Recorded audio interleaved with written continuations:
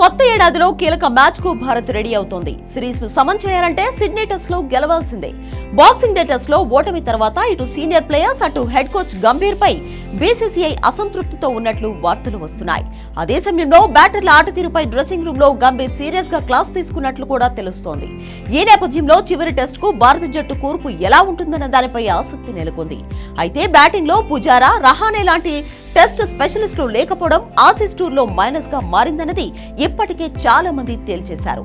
ఇదే విషయాన్ని కాస్త ఆలస్యంగా తెలుసుకున్న Gambhir test specialist veteran player Cheteshwar పుజారాపై దృష్టి సారించారు.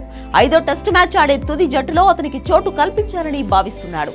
దీనిపై బీసీసీఐ చీఫ్ సెలెక్టర్లతోనూ మంత్రాలు సాగించినట్లు వార్తలు వెలువడుతున్నాయి. టాప్ ఆర్డర్ విఫలమవుతున్న ప్రస్తుత పరిస్థితుల్లో పుజారా జట్టులో ఉంటే బాగుంటుందని గంభీర్ చెప్పినట్లు తెలుస్తోంది.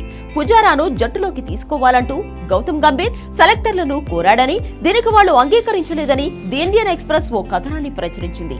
టెస్ట్ మ్యాచ్ల్లో అతనికి ఉన్న అపార అనుభవాన్ని వినియోగించుకుంటే బాగుంటుందని గంభీర్ అభిప్రాయపడినప్పటికీ సెలెక్టర్లు మాత్రం పట్టించుకోలేదని సమాచారం.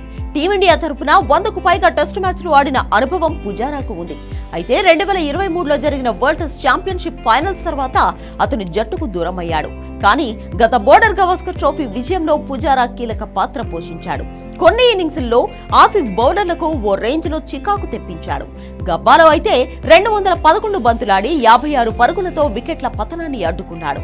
ఈసారి పుజారా, రహానే లాంటి ప్లేయర్స్ లేని లోటు చాలా స్పష్టంగా కనిపించింది. సీనియర్ ప్లేయర్స్ తో పాటు యువ ఆటగాళ్లు సైతం ఎక్కువసేపు క్రీజులో నిలబడలేకపోతున్నారు.